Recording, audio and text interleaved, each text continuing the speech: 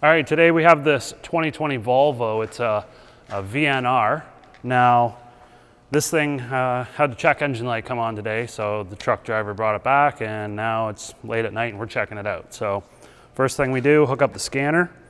We have quite a few codes in here, but you can see it's nice. It actually shows us whether it's active or not active. And you can see under engine, right here, engine management system, we have the P24AE particulate matter sensor. It's a circuit open code and it's active. So that's the fault that we're going to go after. We got today's date on there and the time that that fault was present. All these other codes are sort of history codes, and we'll be clearing those out. We had an issue a little while ago with this reductant heater control valve. These things were bad for the control valve assembly that supplies the doser unit with fluid for the after treatment system, and the DEF would actually, it was leaking through the connector. So I think I made a video on that, but that's taken care of. And now we're going to be going after this particulate matter sensor.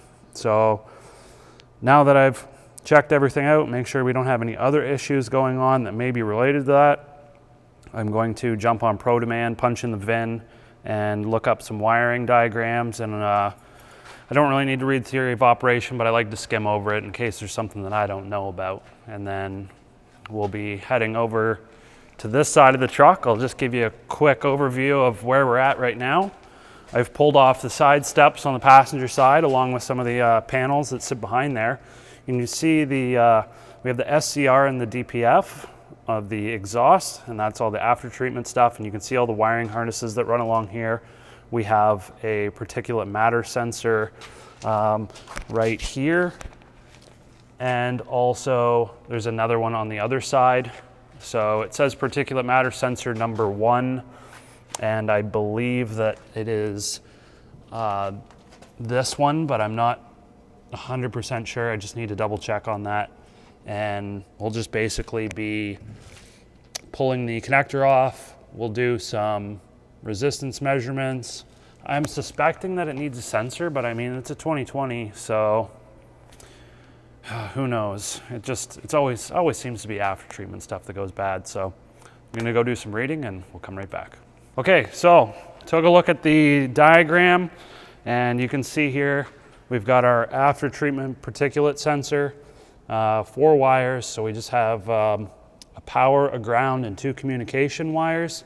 So let's head over to the other side of the truck and I'll show you.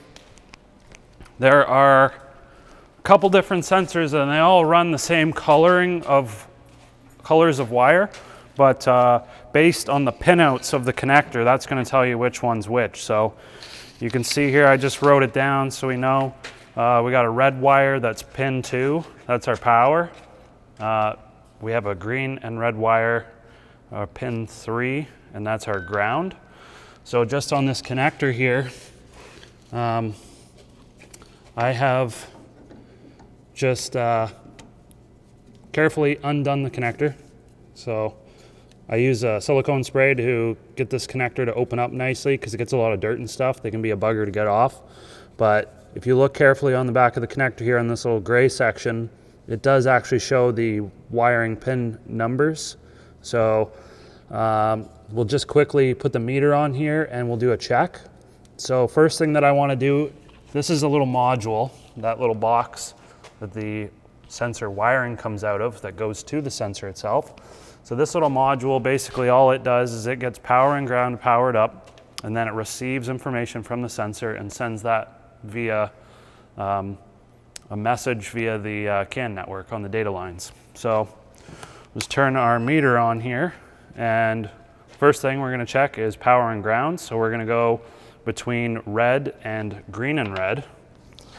So I'll get this up here, and we can see there's red and green and red, which are these two up here.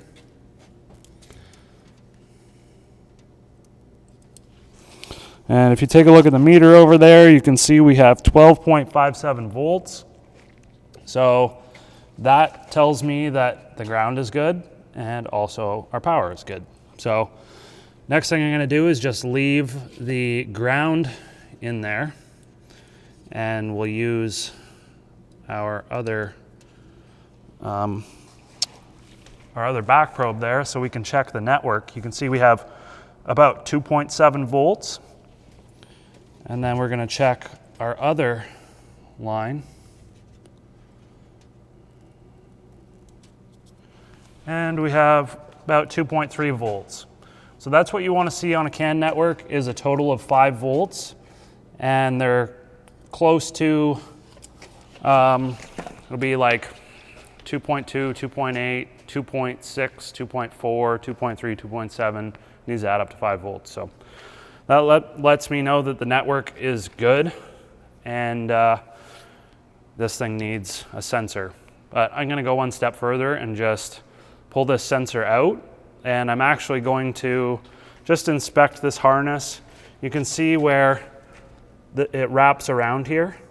There could be a potential break in the wire in there, and you never know, there could be something else, maybe just defective wiring.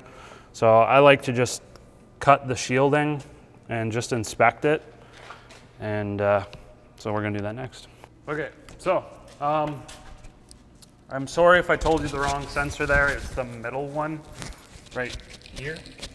So this is actually the NOx sensor, and yeah, this one's the NOx sensor. This is your particulate matter sensor. I was actually able to just pull the shielding back to take a look and see. I don't see any visual damage to the harness, so I'm going to go ahead and condemn this as the fault of the issue.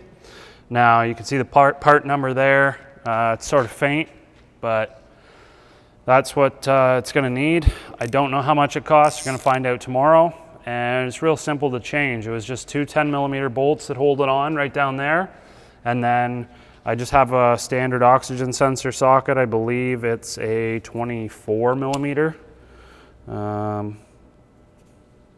Anyhow, it doesn't say. I'm pretty sure it's a 24, but yep. Simple as that. I tried to take it out, actually it was super tight, so probably just going to end up cutting the harness and then putting a regular socket over. I don't have one of those split sockets that has a slit down the side of it, but there it is. That's how to check that. If you have a multimeter, you can go ahead and test it that easy. It's nice and out in the open on this one. So got any questions, throw them down in the comments below, and as always, don't forget to subscribe.